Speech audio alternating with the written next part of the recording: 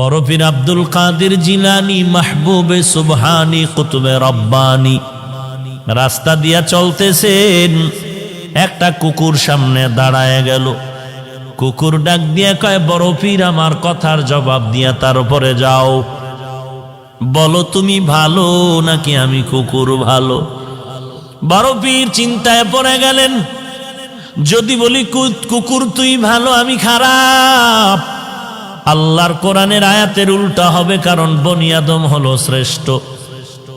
যদি বলি তুই খারাপ আমি ভালো, তো অহংকারী আসিয়া যাবে। আর যদি বলি আমি খারাপ তুই ভালো, তো কোরআনের আয়াতের উল্টা হয়ে যাবে। এখন আমি খারাপও বলতে পারি না, ভালো বলতে পারি না। ভালো বললে আমি নিজে ভালো বললে অহংকারী হবে, আমি নিজে খারাপ বললে তুই কুকুর ভালো বললে কোরআনের আয়াতের উল্টা হবে। আল্লাহর ওলি বান্দা মোরাকাবায় ঢুকলেন, আল্লাহ জবাব দিয়া দিলেন। এই জবাব পাইয়া ডাক দিয়া কয়, কুকুর কবরে যাওয়ার আগে আমি তোকে বলতে পারবো না আমি ভালো নাকি আমি খারাপ, কারণ আমাকে সবাই বড় পীর বলে ডাক দেয়, কিন্তু মরণের পরে আমার সামনে কিছু যাবে না। আমার 3টা পাতলা কাপড় আমার আসল বিছানা হবে।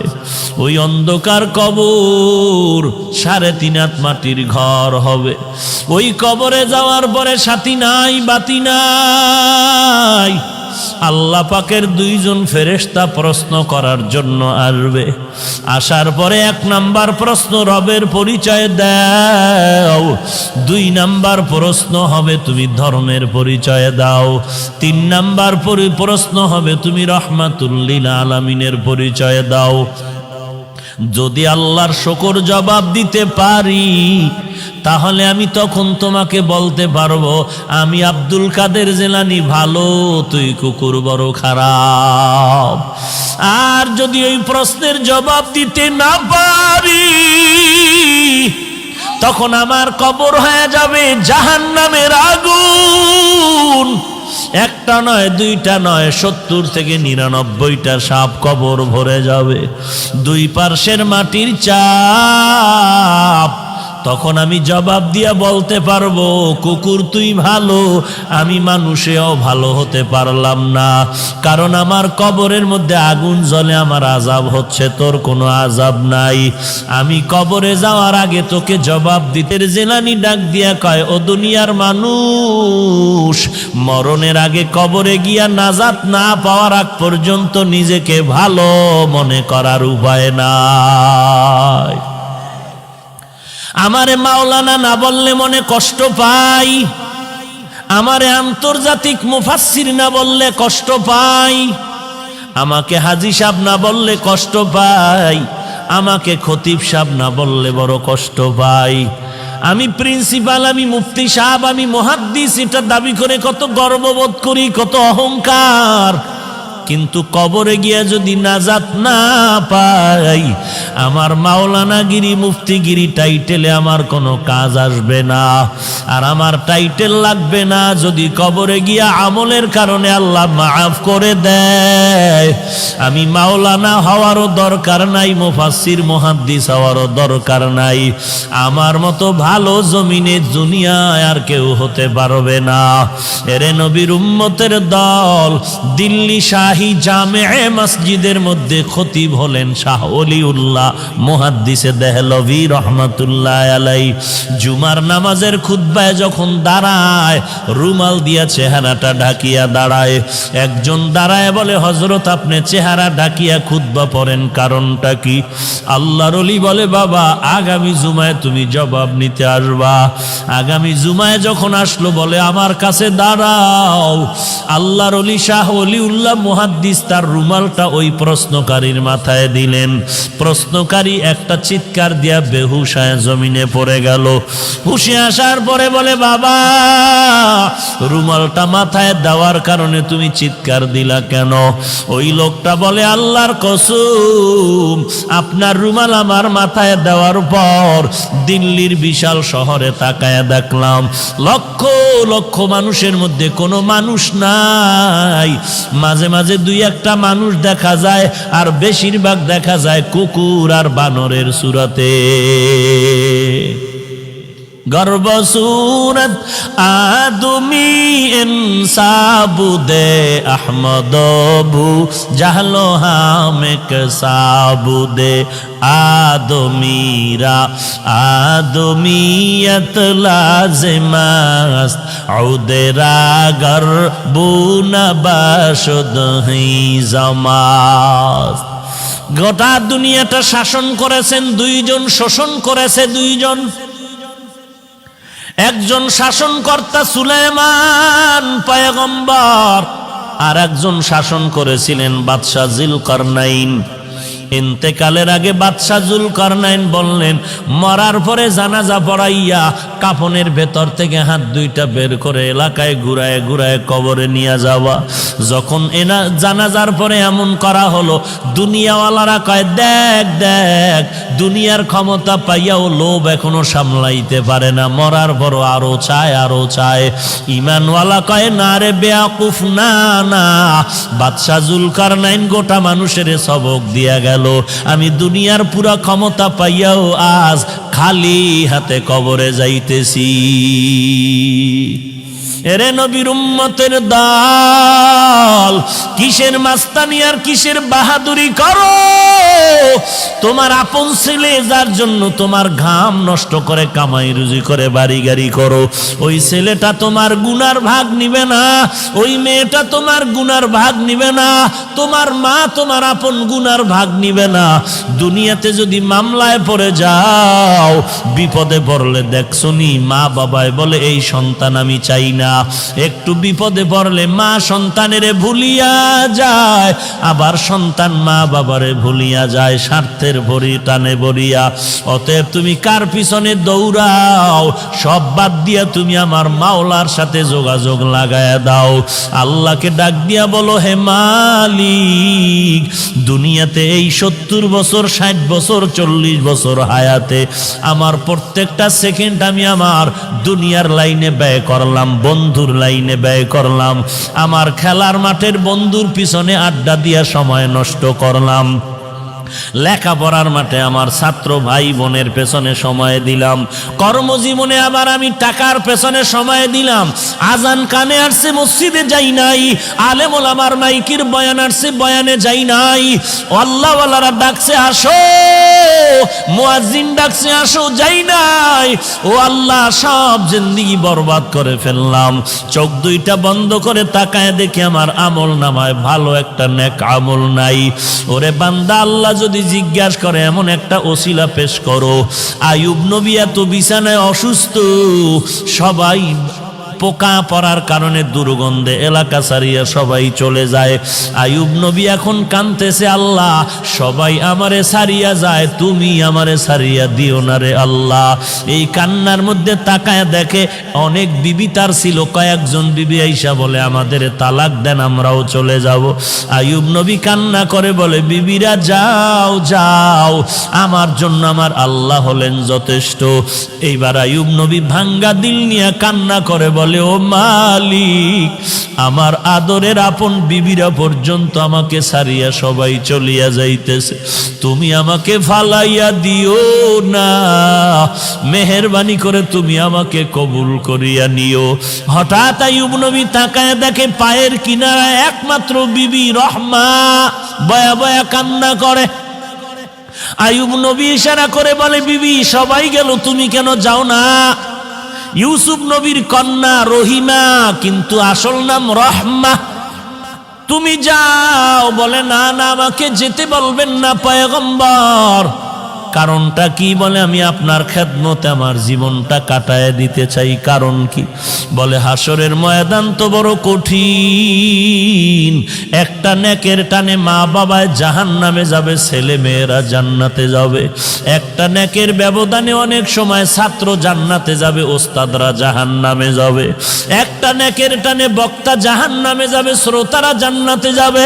একটা নেকের ব্যবধানে ইমাম সাহেব জাহান্নামে যাবে, মুক্তাদিরা জান্নাতে যাবে। একটা নেকের ব্যবধানে দেখা যাবে পীর সাহেব জাহান্নামে যায়, মুরিদেরা আমল করিয়া জান্নাতে যায়। এরে নবীর উম্মতের দল, রহমা নামের বিবি কান্না করে বলেন, ওই হাসরের ময়দান এমন একটা ভয়ঙ্কর ঘর, একটা জায়গা, সূর্য মাথার উপরে নেমে আসবে, সূর্যের তাপে জমিনটা তামা হয়ে যাবে। ওদিকে জাহান্নামের আওয়াজ, ওদিকে আমার আল্লাহ তাআলার কুদরতের আওয়াজ। ওয়ামতাজুল ইয়াউমা আইয়ুহাল মুজরিমুন, এরে গুনাহগারের দল, নেককারদের থেকে তোরা আলাদা হয়ে যা। জাহান্নাম চিৎকার দিয়ে বলবে, রে মালিক, গুনাহগারগুলো সব আমার পেটের মধ্যে দিয়া দাও রে আল্লাহ। সূর্যের তাপে মানুষের গুনাহগারের মাথার মগজগুলো টাস টাস করে ফেটে যাবে, পায়খানার রাস্তা দিয়া পেটের নাড়িভুড়িগুলো পড়িয়া যাইবে। এমন কান্নার আওয়াজ, জাহান্নামের আওয়াজে হাসরের ময়দানটা থরথর করে কাঁপা শুরু হয়ে যাবে। ওরে নবীরা পর্যন্ত কান্নার আওয়াজ, শুধুমাত্র তোমার আমার নবী সিজদায় পড়ে কাঁদবেন, আল্লাহ জাহান্নামের ফিরাও, আমার একটা উম্মত যেন জাহান্নামে না যায়, আমার একটা উম্মত জাহান্নামে গেলে আমি নবী জান্নাতে যাব না। আল্লাহ বলবেন, নবী আপনি কাঁদবেন না, আপনি চিনিয়া চিনিয়া বাছাই করে করে আপনার উম্মতের জান্নাতে নেওয়ার চেষ্টা করেন। এরে নবীর উম্মতের দল, আমার নবী উম্মতের কেমনে চিনবেন? আম্মা জান আয়েশা রাদিয়াল্লাহু আনহা বলেন, কোটি কোটি মানুষের মধ্যে উম্মতের চিনবেন কি করে? আল্লাহর নবী বলেন, হে আয়েশা, বড় গাভীর পাল, গরুর পাল, বকরির পাল, ওই বকরির পালের মধ্যে যদি কোনো বকরির কপালে চাঁদের সাদা চিহ্ন থাকে, এটা চিনা কেমন কঠিন? বলে অনেক সহজ। বলে হাসরের কোটি কোটি মানুষের মধ্যে আমার যারা আসল উম্মত, ওযু বানাইয়া 5 বেলার নামাজ পড়বে, আমি নবী তাকায় দেখব ওযুর অঙ্গগুলো তাদের নূরের আলোতে ঝলমল ঝলমল করতে থাকবে। আমি নবী বাছাই করে করে জান্নাতের ময়দানে নিয়ে যাব। রহিমা কান্না করে বলে, পয়গম্বর, হাসরের দিন যদি আল্লাহ আমি রহিমাকে ডাকিয়া বলে, এমন কোন আমল নিয়ে আসছো নাকি যাতে করে তোমাকে মাফ করে দিব? ওই দিন যদি আমার কোনো আমল না পাই, আমি আল্লাহর কাছে দাঁড়ায় বলবো, হে মালিক, আমি একজন তোমার আদরের নবীর স্ত্রী, তুমি আমাকে উসিলায় মাফ করে দাও। আমার আল্লাহ নবীর মোহাব্বতে আমি রহিমাকেও মাফ করে দিতে পারেন। এরে পর্দার আড়ালের মা, আমি হাফিজুর রহমানের মা, মা তুমিও মা, মনটা কি চায় না একজন আলেমের মা হয়ে কবরে যাও, একজন হাফেজে কোরআনের মা হয়ে কবরে যাও। তুমি মরার পরে তোমার সন্তান জানাজা পড়াবে, তুমি মরার পরে তোমার সন্তান কবরে গিয়া কোরআন পড়ে দোয়া করবে। যদি এমনটাই চাও, স্বামীর খেদমত করো, সন্তানের কোরআনওয়ালা বানাও, আল্লাহর মোহাব্বত নিয়ে পর্দা করে চলো, আর আল্লাহর কাছে চোখের পানি ছেড়ে কান্না করো, আল্লাহ এমন সন্তানের মা বাবা বানায় দাও যেই সন্তান আমি মরার পরে জানাজার ইমাম হতে পারে। এরে যুবক, আল্লাহর কাছে তওবা কর, যৌবনের 3 ভাগের 2 ভাগ গুনাহের কাজে ব্যয় করছো, আর কয়দিন বাহাদুরি করবি? এখান থেকে ঘর পর্যন্ত যাওয়ার গ্যারান্টি তোর হাতের মধ্যে নাই। এরে যুবক, আমিও তো তোর মতো একটা যুবক সন্তান, তোর ডানে বামে তাকায়া দেখ, তোর মতো যুবক স্কুল কলেজে পড়ে নামাজ বাদ দেয় না, তুই কেন পারো না? তোর মতো যুবক র্যাব আর্মি পুলিশ বিডিআর চাকরি করে নামাজ বাদ দেয় না, তুমি কেন পারো না? তোমার মতো যুবক তাকায় দেখো, কৃষি কাজ করে, নদীতে কাজ করে, শ্রমিকের কাজ করে, নামাজ বাদ দেয় না, তুমি কেন পারো না? কয়দিন আর গুনার কাজ করবি রে বাবা? জাহান্নামের আগুন কি সহ্য করতে পারবি? আল্লাহর কোরআনটাকে তুই কি মিথ্যা মনে করেছো? নবীর হাদিস কি মিথ্যা মনে করেছ? আল্লাহর কোরআনের আওয়াজ এক জাররা পরিমাণ গুনাহ নিয়ে যদি কবরে যাও, ওই কবরের দুই পার্শ্বের মাটির চাপ পাজরের হাড় চুরমার হয়ে যাবে, সহ্য করতে পারবি না রে আল্লাহর বান্দা।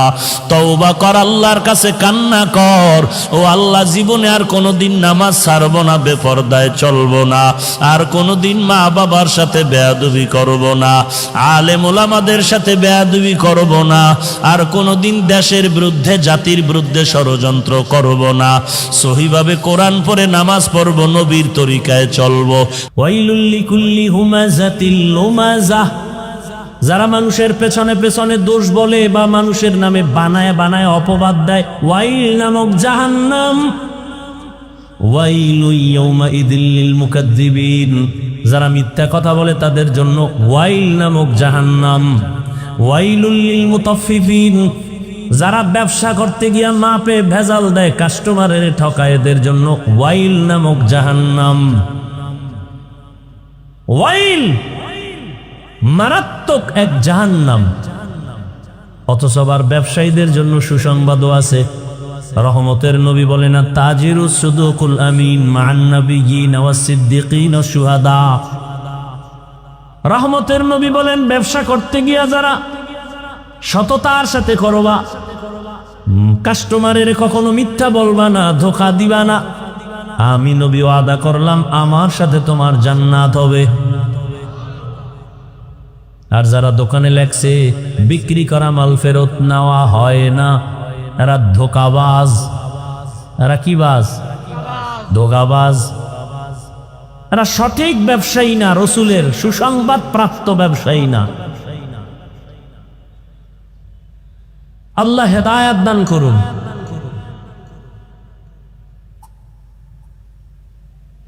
তো তাফাক্কুহ ফিদ্দিন, মিথ্যা কথা বলা হারাম, এটা সবাই জানি না, এরপরও বলি কেন? আমি হুজুরেও বলি, আপনিও বলেন। টাকা পাইবে একজনে আমার কাছে, আমি ঘরের মধ্যে মোবাইল কানের মধ্যে লাগায় হঠাৎ করে ধরি না পাওনাদারের যে টাকা পাবে ওর ফোন ধরি না, ফট করে একটা অচেনা নাম্বার দিয়ে দিছে, রিসিভ করে ফেলছে। আরে কই আপনি? ঘরে বই আমি জমিনেই নেই। একদিন পেশায় ধইরা ফেললাম, কিরে তুই ঘরের মধ্যে ছিলি, মিথ্যা কথা বললি কেন? জমি নেই নাই। আসলে মিথ্যা বলি নাই, আমি খানের উপরে বওয়া আছিলাম।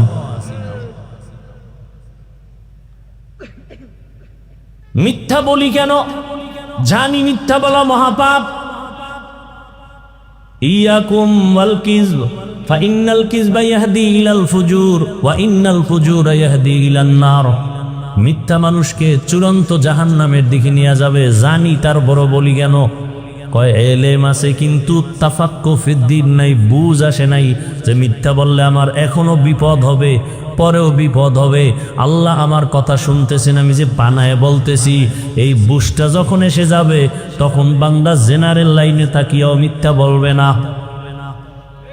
যখন বুঝ এসে যাবে, দাড়ি কাটলে আল্লাহ বেজার হবে, তখন বুঝটা আসা মাত্র সে জেনারেল লাইনে থাকলে আর দাড়ি কাটবে না। পর্দা করা ফরজ, এরপরও করি না কেন? বুঝ আসে নাই যে আমার বিপদ আসবে দুনিয়াতেই মরার পর। বুঝটা যখন এসে যাবে তখন বান্দা জেনারেল লাইনে থাইকাও পর্দা রক্ষা করে চলবে। আর এই বুঝটা যখন আসবে না, তখন আমি হুজুর হইয়াও মহিলারে নিয়া আড্ডা দিব, গল্প করব। আল্লাহ দিনের সহি সমাজ আমাদের দান করেন।